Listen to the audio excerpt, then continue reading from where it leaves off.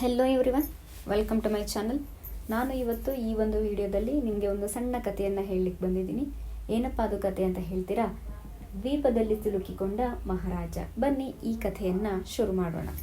ಒಂದೊಮ್ಮೆ ಒಬ್ಬ ಮಹಾರಾಜ ಸಮುದ್ರಯಾನಕ್ಕೆ ಹೊರಡುತ್ತಾನೆ.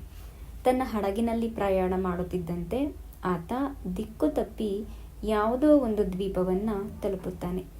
ಆ ದ್ವೀಪದಲ್ಲಿ ಕಾಲಿಡುತ್ತಿದ್ದಂತೆ ಅಲ್ಲಿನ ಕಾಡು ಮನುಷ್ಯರು ಆತನನ್ನು ಸೆರೆ ಹಿಡಿದು ಬಂಧಿಸುತ್ತಾರೆ. ಈಗ ಅವರು ಆತನನ್ನು ಕೊಲ್ಲಬೇಕು. ಆದರೆ ಹೇಗೆ ಕೊಲ್ಲಬೇಕು? ಅವರ ನಾಯಕ ರಾಜನಿಗೆ ಒಂದು ಬುದ್ಧಿವಂತಿಕೆಯ ಪರೀಕ್ಷೆಯನ್ನು ಕೊಡುತ್ತಾನೆ.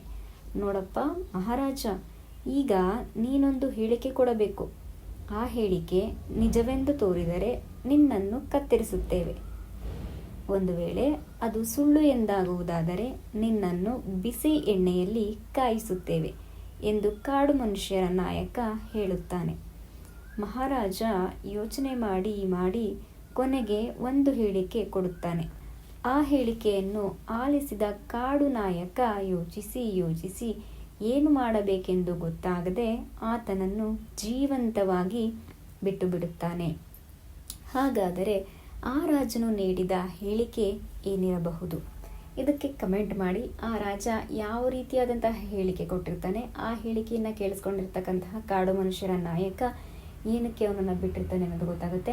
ನೋಡೋಣ ಎಷ್ಟು ಜನ ಕಮೆಂಟ್ ಮಾಡ್ತೀರಾ. ಈ ಒಂದು ಶಾರ್ಟ್ ಸ್ಟೋರಿಗೆ ಈ ಒಂದು ಸಣ್ಣ ಕಥೆಗೆ ಸೂಕ್ತವಾದಂತಹ ಆ ರಾಜನ ಹೇಳಿಕೆ ಏನಾಗಿರಬಹುದು ಅನ್ನೋದನ್ನು ನಾನು ವೆಯ್ಟ್ ಮಾಡ್ತಾ ಇರ್ತೀನಿ. ಹಾಗೆಯೇ ನೀವು ಕಮೆಂಟ್ ಮಾಡಿ ಅಂತ ಹೇಳ್ತಾ ವಿಡಿಯೋವನ್ನು ಮುಗಿಸ್ತಾ ಇದ್ದೀನಿ. ಸಿಗೋಣ ಇಂಥದ್ದೇ ಒಂದು ಸಣ್ಣ ಕಥೆಯೊಂದಿಗೆ ಮುಂದಿನ ವಿಡಿಯೋದಲ್ಲಿ. ನೀವೇನಾದರೂ ಕಮೆಂಟ್ ಮಾಡಿ ಕರೆಕ್ಟಾಗಿ ಆನ್ಸರ್ ಹೇಳಲಿಲ್ಲ ಅಂದರೆ ನಾನು ನಿಮಗೆ ಮುಂದಿನ ವಿಡಿಯೋದಲ್ಲಿ ಈ ಒಂದು ಕಥೆಯ ಬಗ್ಗೆ ಆ ರಾಜನ ಹೇಳಿಕೆ ಏನಾಗಿರಬಹುದು ಅಂತ ತಿಳಿಸ್ಕೊಡುವಂತಹ ವಿಡಿಯೋವನ್ನು ಮಾಡ್ತೀನಿ ಅಂತ ಹೇಳ್ತಾ ನನ್ನ ವಿಡಿಯೋವನ್ನು ಮುಗಿಸ್ತಾ ಇದ್ದೀನಿ. ಸಿಗೋಣ ಮುಂದಿನ ವಿಡಿಯೋದಲ್ಲಿ.